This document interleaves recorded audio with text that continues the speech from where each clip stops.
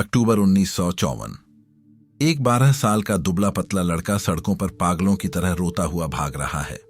उसकी आंखों में आंसू हैं, लेकिन उन आंसुओं में दुख से ज्यादा खून का घूंट पीने वाला गुस्सा है। उसकी लाल रंग की नई साइकिल किसी ने चुरा ली थी। हांफते हुए वो एक पुलिस वाले के पास पहुंचता है, अपनी मुट्ठी भींचता है और कांपती हुई आवाज में कहता है, जिसने भी मेरी साइकिल चुराई है ना, मैं उसे बुरी तरह पीटूंगा। पुलिस वाले ने उस रोते हुए बच्चे की आंखों में झांका और एक ऐसी बात कही जिसने इतिहास का सबसे बड़ा पन्ना पलट दिया। उसने कहा, किसी को पीटने से पहले तुम्हें लड़ना सीखना होगा। उस अज्ञात साइकिल चोर को आज तक नहीं पता कि उस दिन उसने सिर्फ एक साइकिल नहीं चुराई थी, उसने दुनिया के सबसे खतरनाक बॉक्सर को जन्म दिया था। ठीक 10 साल बाद 25 फरवरी 1964 मियामी बीच फ्लोरिडा का एक कमरा खचाखच भरा हुआ है।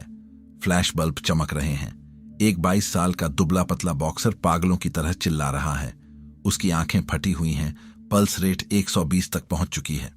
सामने खड़ा है एक विशालकाय इंसान जिसकी आंखें बिल्कुल शांत और खौफनाक हैं, सनी लिस्टन।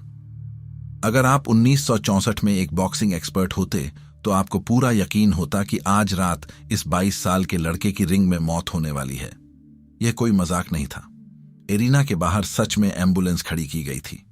इस लड़के का नाम था कैसियस क्ले, जिसे दुनिया बाद में मोहम्मद अली के नाम से जानने वाली थी, और इसका मुकाबला था world heavyweight champion Sonny Liston से। सनी लिस्टन सिर्फ एक बॉक्सर नहीं था, वह एक मॉन्स्टर था। उसके अंडरवर्ल्ड और माफिया से संबंध थे। उसके हाथों की मुट्ठी इतनी बड़ी थी कि उसके लिए अलग से कस्टम मेड ग्लव्स बनाने पड़ते थे। लिस्टन ने इससे पहले के दोनों चैंपियंस को पहले ही राउंड में नॉकआउट कर दिया था। उस रात उस हॉल को देखने वालों ने आधा भी नहीं भरा, क्योंकि लोगों को लगा कि यह फाइट नहीं, एक मर्डर होने वाला है। उन दिनों बॉक्सिंग एक्सपर्ट्स और कोचेस आपके शरीर की बनावट, आपकी कलाई की मोटाई, हाथों की पहुंच, सीने की चौड़ाई, कंधे और पैरों के रेशियो को इंची टेप से नापकर यह बता देते थे कि आप चैंपियन बॉक्सर बनेंगे या नहीं। और इस टेल्स ऑफ टेप्स में मोहम्मद अली बुरी तरह फेल हो गए थे। उनके शरीर की बनावट हैवीवेट चैंपियन जैसी नहीं थी। उन्हें करियर की शुरुआत में ही रिजेक्टेड बकेट में डाल दिया गया था। लेकिन मोहम्मद अली के पास एक ऐसा एडवांटेज था जिसे कोई इंची टेप नाप नहीं सकता था। एक ऐसा साइकोलॉजिकल वेपन जिसने बॉक्सिंग के इतिहास को हमेशा के लिए बदल दिया। डेविड रेमनिक अपनी मशहूर किताब किंग ऑफ द वर्ल्ड में बताते हैं कि अली ने सनी लिस्टन को सिर्फ एक बॉक्सर के तौर पर नहीं, बल्कि एक इंसान के तौर पर डिकोड करना शुरू किया। उन दिनों इंटरनेट नहीं था। अली लुइसविले पब्लिक लाइब्रेरी में जाते, पुरानी स्पोर्ट्स मैगजीन्स छान मारते, न्यूज़पेपर खंगालते और लिस्टन के सारे इंटरव्यू पर डालते। अली उन लोगों से मिले जो लिस्टन के आसपास रहते थे। वो जानना चाहते थे कि यह आदमी सोचता कैसे है, इसे डर किससे लगता है। अली को एक बहुत बड़ी बात समझ आ गई। लिस्टन एक एक्स क्रिमिनल था।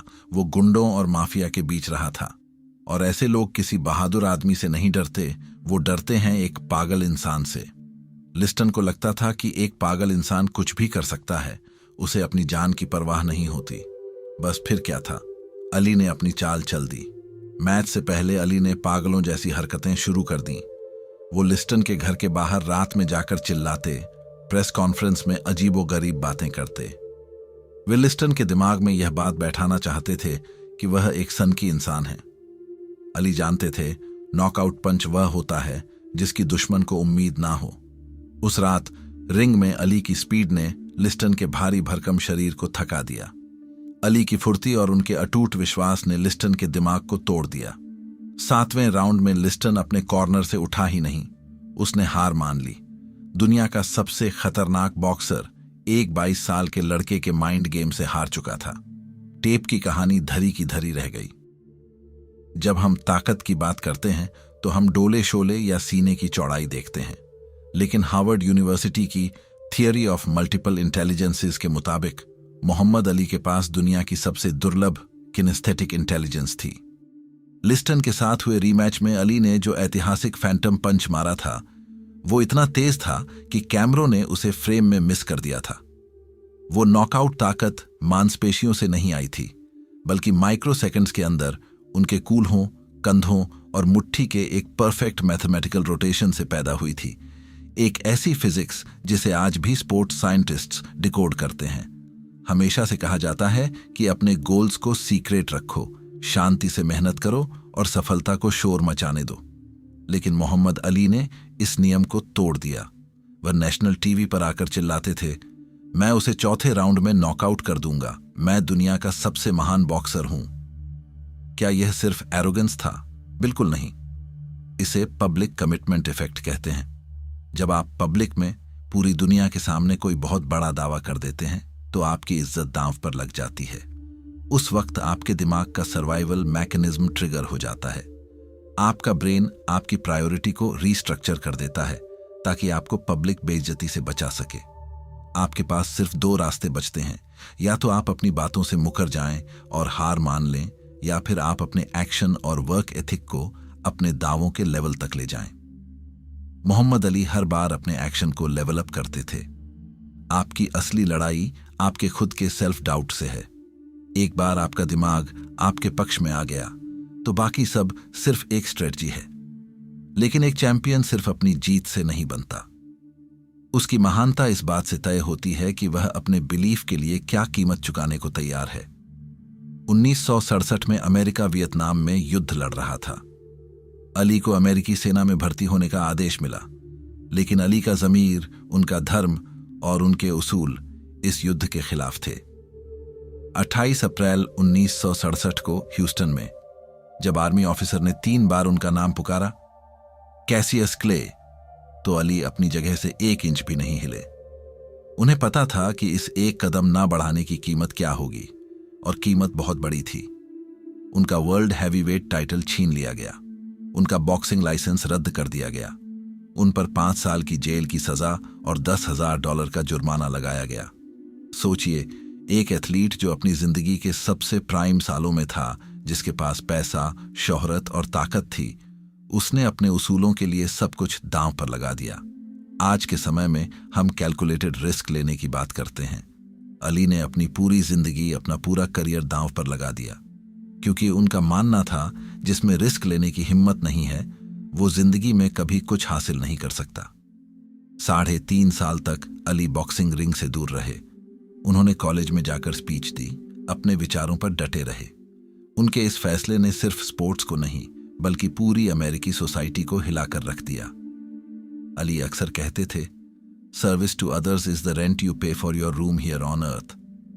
दूसरों की सेवा करना इस धरती पर रहने का किराया है। 3.5 साल के बैन के बाद जब अली वापस लौटे तो दुनिया बदल चुकी थी। अब वह पहले जैसे तेज नहीं थे, और अब उनके सामने वो इंसान था जिसने बॉक्सिंग रिंग को कसाई खाना बना दिया था। जॉर्ज फोरमैन ने उन सारे फाइटर्स को बुरी तरह मारा था जिनसे अली हार चुके थे। जॉर्ज फोरमैन के पंचेस इतने खतरनाक थे कि वे पसलियां तोड़ देते थे, लिवर फाड़ देते थे और ब्रेन डैमेज कर देते थे। उस समय फोरमैन का रिकॉर्ड 40 जीत 0 हार था, जिसमें 37 नॉकआउट थे।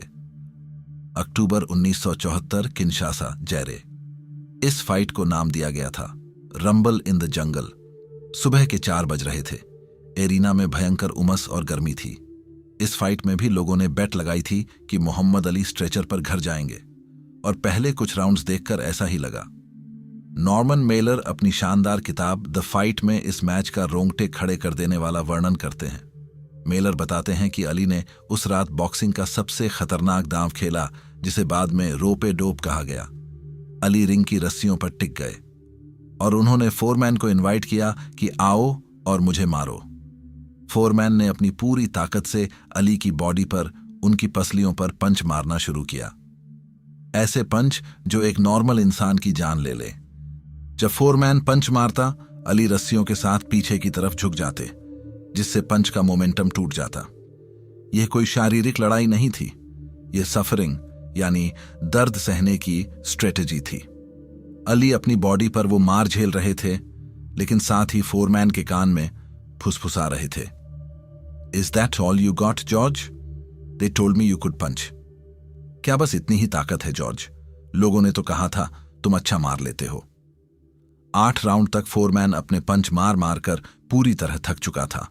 उसके हाथ भारी हो गए थे और तब अली ने देखा कि यह मॉन्स्टर टूट चुका है। अली रस्सियों से बाहर निकले, एक राइट हैंड दागा, फिर एक कॉम्बिनेशन, और जॉर्ज फोरमैन, बॉक्सिंग के इतिहास का सबसे खूंखार पंचर, रिंग में औंधे मुंह गिर पड़ा। अली जीत गए, लेकिन इस महानता की कीमत बहुत बड़ी थी। इस फाइट के बाद 2 हफ्ते तक अली के यूरिन से ब्लड आता रहा। इन भयानक पंचेस की वजह से उन्हें जो ब्रेन डैमेज हुआ, उसी ने बाद में पार्किंसंस जैसी भयानक बीमारी का रूप ले लिया। यह है कीमत जो एक लेजेंड चुकाता है। जब हम मोहम्मद अली को याद करते हैं तो हमें उनकी चमचमाती लाइट्स, प्रेस कॉन्फ्रेंस का शोर और रिंग की चकाचौंध याद आती है। लेकिन अली की असल ताकत उस शोर में नहीं, बल्कि डियर लेक, पेंसिल्वेनिया के लकड़ी के केबिनों की खामोशी में बनती थी। जब बात ट्रेनिंग की आती थी तो मोहम्मद अली का तरीका बिल्कुल अलग था। अली ने ट्रेनिंग के लिए शहर से दूर पहाड़ों पर खुद अपना यह कैंप बनाया था। यहां कोई एसी नहीं था, कोई लग्जरी नहीं थी। जहां दूसरे एथलीट्स हल्के और महंगे जूते पहनकर दौड़ते थे, वहीं अली भारी भरकम स्टील टो वाले आर्मी कॉम्बैट बूट्स पहनकर मीलों की दौड़ लगाते थे। उनके पैरों में दर्द होता था, छाले पड़ जाते थे। जब उनसे पूछा गया कि वो ऐसा क्यों करते हैं तो उन्होंने कहा, जब मैं रिंग में ये भारी जूते उतारकर अपने लाइट वेट बॉक्सिंग शूज पहनता हूं तो मुझे लगता है जैसे मैं हवा में उड़ रहा हूं। उन्होंने ट्रेनिंग को इतना मुश्किल बना दिया था कि एक्चुअल फाइट उन्हें एक वार्म अप जैसी लगने लगी थी। स्पोर्ट्स साइंटिस्ट्स ने एक टेस्ट किया जिसने पूरी दुनिया को हैरान कर दिया। उन्होंने मोहम्मद अली का विजुअल रिएक्शन टाइम नापा, जो 190 मिलीसेकंड निकला। आपको जानकर हैरानी होगी कि एक आम इंसान को सिर्फ पलक झपकाने में 300 मिलीसेकंड लगते हैं। यानी अली सामने वाले का पंच देखकर रिएक्ट नहीं करते थे, उनका दिमाग खतरे को भांपकर कॉन्शियस थॉट से भी तेज गति से उनके शरीर को मूव कर देता था।